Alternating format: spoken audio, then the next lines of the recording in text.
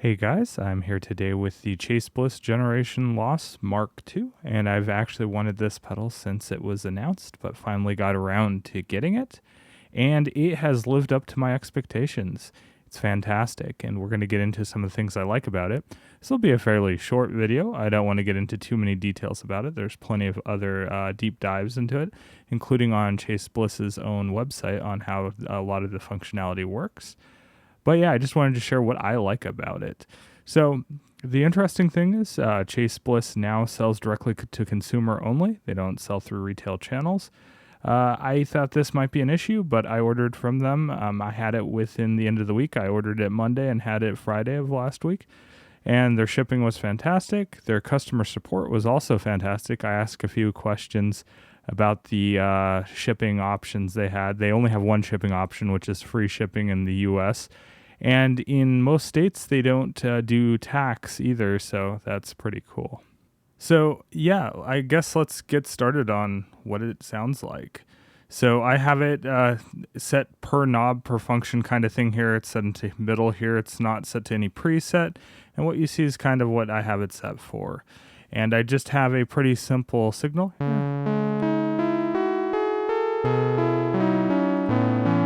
It's just a sawtooth wave. I use it a lot in my videos. It's really good to demonstrate what the pedal really does.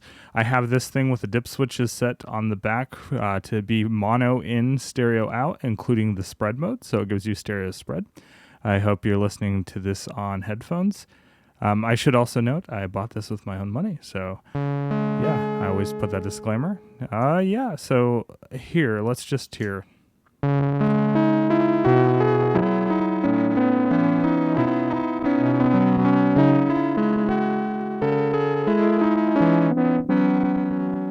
Cool. That just sounds unbelievably awesome. That's kind of what I love lo-fi pedals for.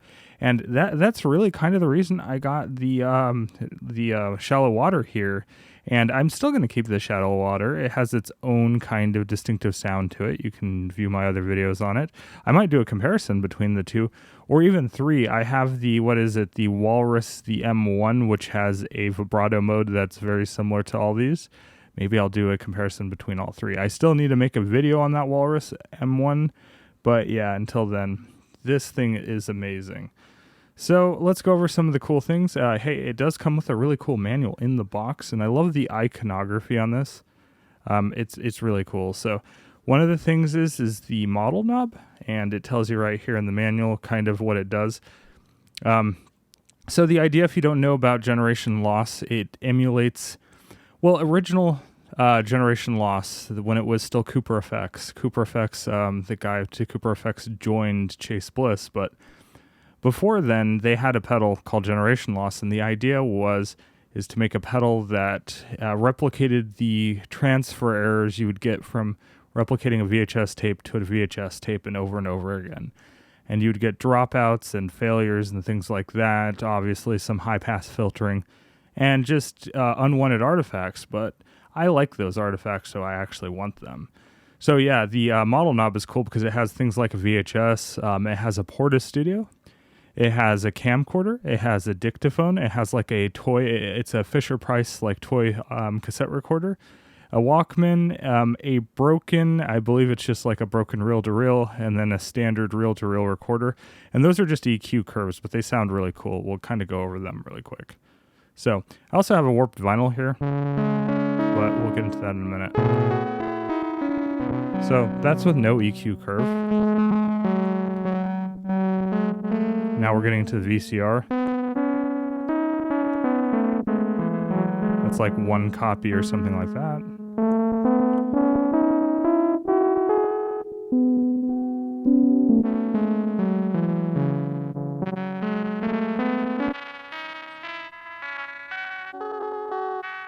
And some of these were modeled after being recorded from a microphone too, so you get that hollowness, like here.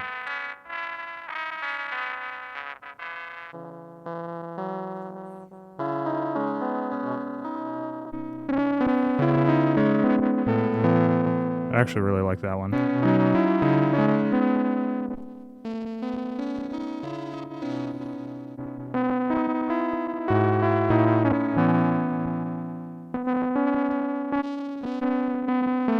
go back to that one and use that.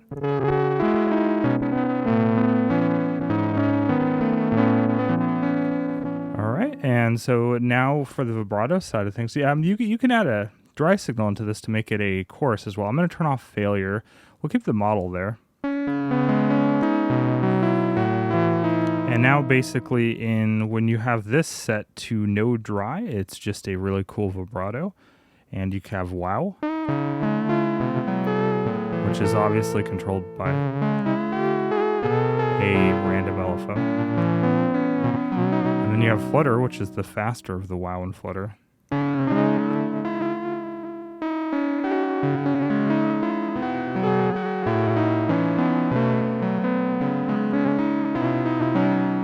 And then you have just the failure by itself, adds dropouts. And in stereo, you can hear it pan side to side.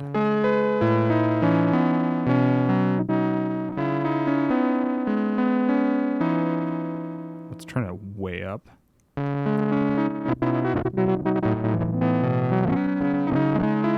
It almost sounds like sticky tape syndrome, where the tape in a VCR gets stuck to the heads.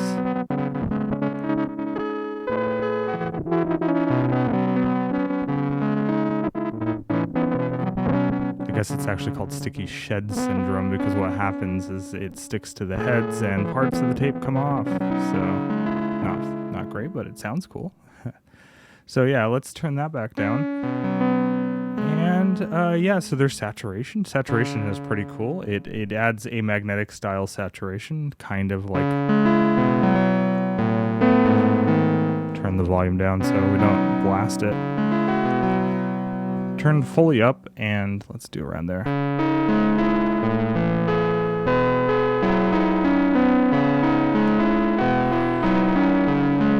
I think that sounds amazing. You had some...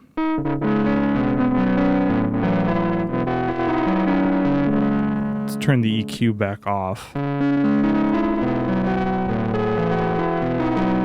know what? I like that EQ on, right around there. I'm like...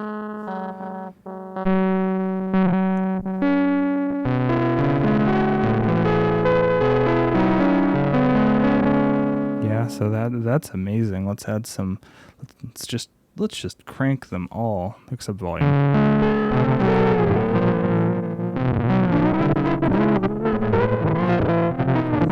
That sounds so good and so bad at the same time. All right. So let's make this more realistic. Let's make this more useful. Like, all right. Well. Turn a little saturation up. Let's turn it to here. Oh yeah, before we get it too far into it, let's hear what it sounds like with a little bit of wet signal or dry.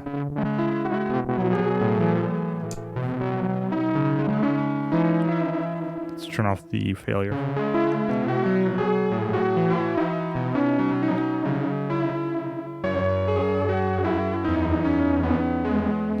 As you can hear, you kind of get tape chorusing style effects, kind of like the Strymon Deco. But that's not what I got this pedal for. I have a Deco for that. And I think the only other thing we didn't go through is the noise. Now, if you can hear carefully, there is now hiss and a little bit of tape noise. It kind of sounds like a little bit of high-pitched sound. And then we can turn up the noise all the way.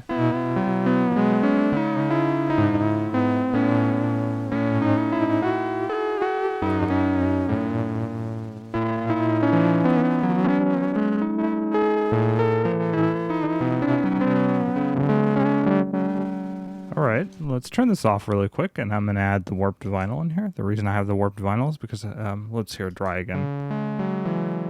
But I want to thicken up the signal because I think this sounds, the generation loss sounds great with a thick signal. And the warped vinyl is one of my favorite analog chorus pedals. Always has been.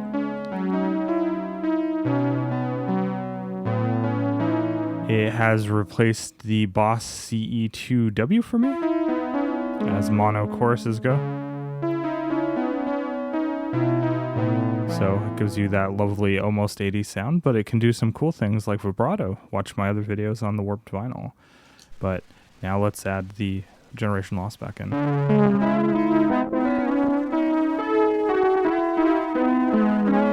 With noise, failure, saturation, a bit of EQ curving, wow and flutter. And one of the other cool things you can do here is you can assign the auxiliary knob to do multiple things. Like if it's in here, you can have where it says fail. When you turn that on, the failure will be at the highest setting. So the failure knob will be all the way to the right. And you can latch it, or not latch, you can momentary it by holding it. So, or latch it by clicking fast. So yeah, that's really cool. But the tape stop feature is my favorite. The filter just disables the filtering. Not a fan of that one, but here.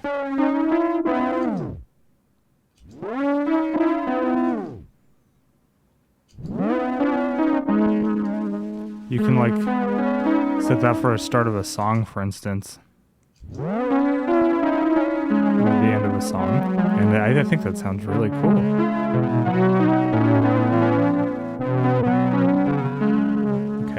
So you can control the noise settings. I'm not going to really go over that. You can watch the official Chase Bliss manual on it. I like how the noise is set.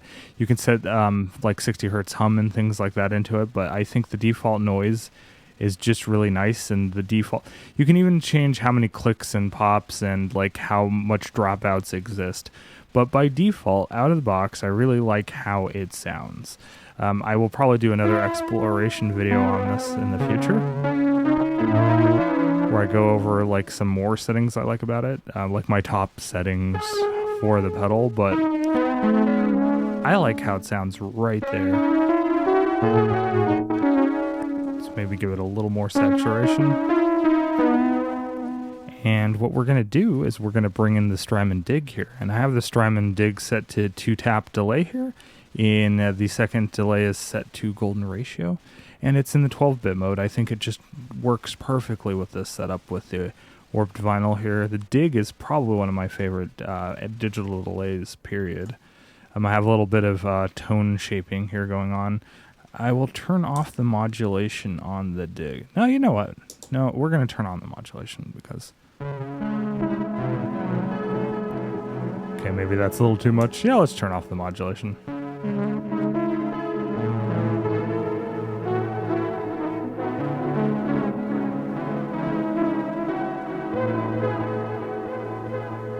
Alright, let's change the...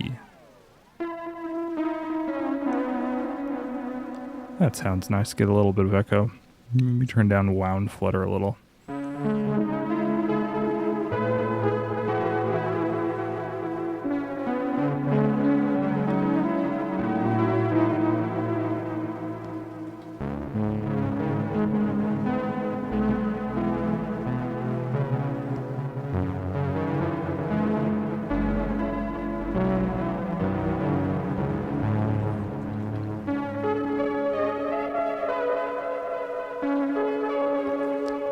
Let's throw a pad in there using the same sawtooth.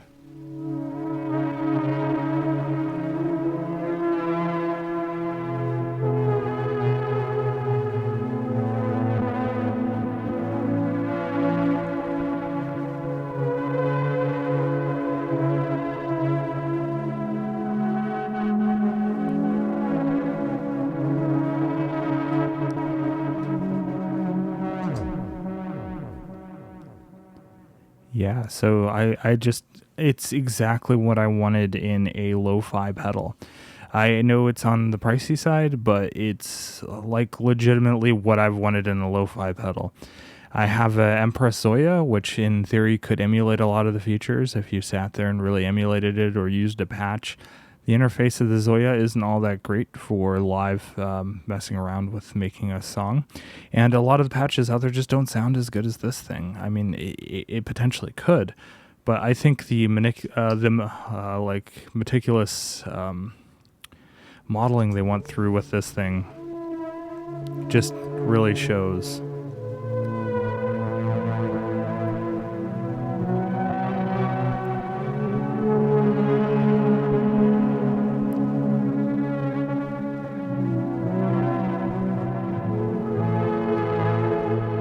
It sounds very out of tune right now because yeah, the warped vinyl is also kicking in. So let's turn off the warped vinyl and just go with the generation loss in the dig.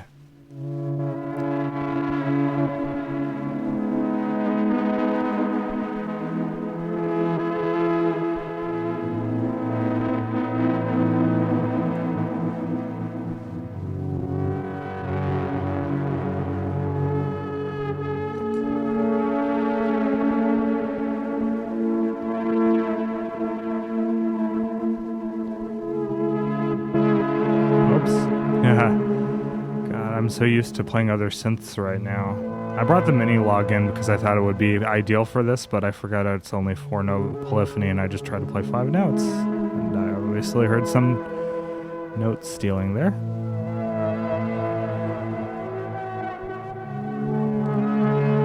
Yeah, that's just amazing.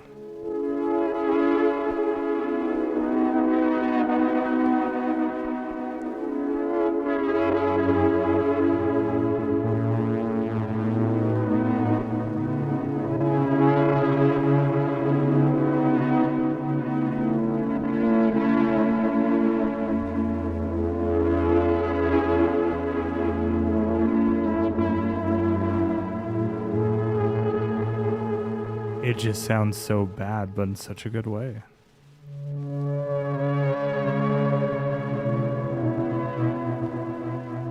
Yeah, and so I can't say anything really that bad about it. I mean, yeah, the price point's a little high, but it's a small manufacturer and they make unique pedals. I think what really nails it for me is the amount of functionality it has.